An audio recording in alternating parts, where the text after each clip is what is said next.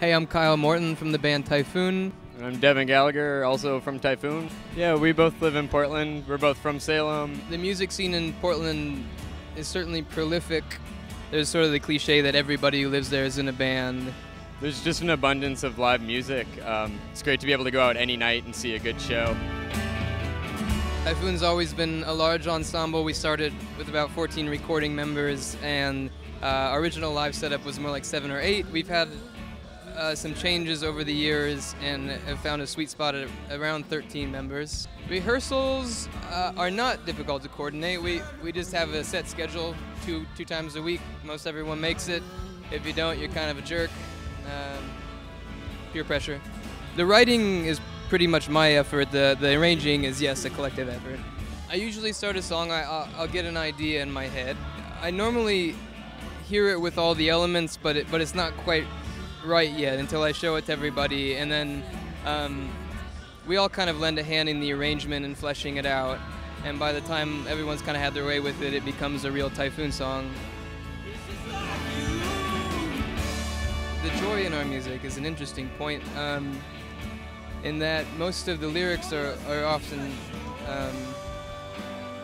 deal with despair, and yet when everyone starts singing them, I don't know, it makes for an interesting paradox. It's as simple as being able to turn unhappiness into happiness is a huge power to have.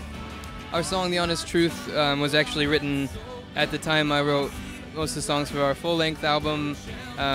It's sort of the tie-in piece from our new record to the last one, making it somewhat of a sequel. All of our music's put out by an extremely independent record label, Tender Loving Empire, out of Portland, Oregon.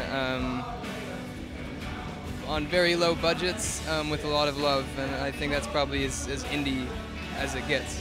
10 years ago, I guess indie to me meant it was released on an independent label, and now I just kind of accept it as a weird, arbitrary genre title. I kind of think it's like alternative music now. Like, when people said alternative, I was always like, alternative to what? But I guess I know what they meant, so I kind of feel the same way about indie, because the biggest indie bands are not on indie labels. Indie bands that I've always admired, Arcade Fire was huge and are still huge. The fact that they've sort of done what they've done on an independent record label is an inspiration to me and to us, I think. I'm trying to think of other indie artists. Built to Spill. I will always love Built to Spill. When we played Letterman, I felt that my life had completely turned into that movie, That Thing You Do, which I watched as a kid, and the parallel became complete at that point of being on TV. I just hope we don't break up now.